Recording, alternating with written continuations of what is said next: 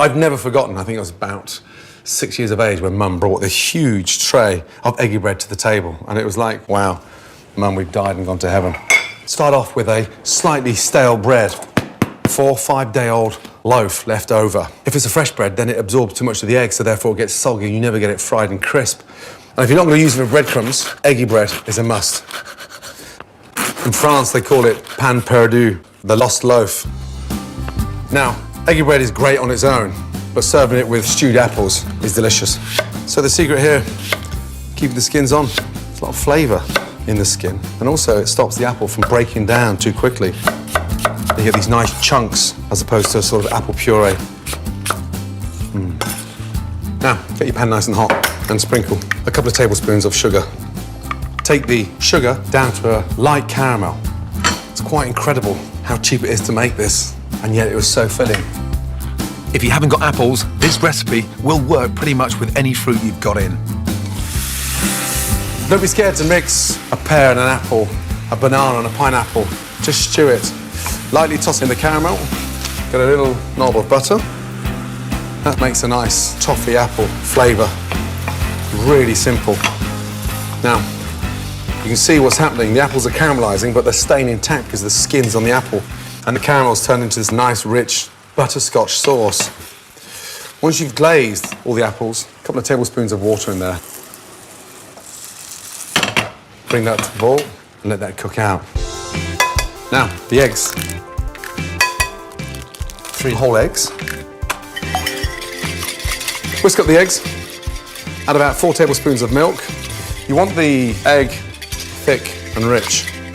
And then lightly sprinkle in a couple of tablespoons of sugar. That sweetens up the mixture.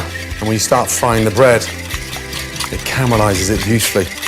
A teaspoon of powdered cinnamon. That gives the bread that really nice, spicy deliciousness. Apples are glazing beautifully.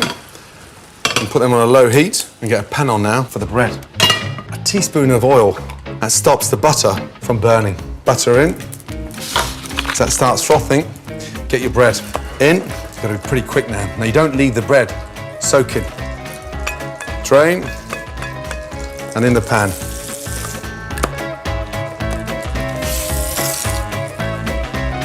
Once your eggy bread has browned, flip it over. 90 seconds each side. That butter gives that nice golden brown colour of that egg. Beautiful. Absolutely beautiful.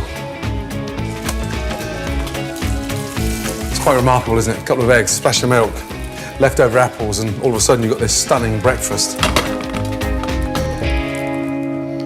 Now, my apples, they've all glazed beautifully.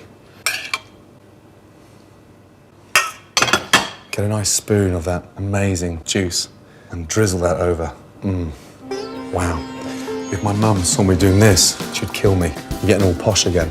No, Mum. I'm using a touch of iced sugar to make it look stunning. And that, for me, takes me back to when I was 6 years of age. And I thought I'd just won the lottery. That is incredible. Eggy bread. You won't get more breakfast for your buck. My mum's incredibly delicious cinnamon eggy bread with quick stewed apples.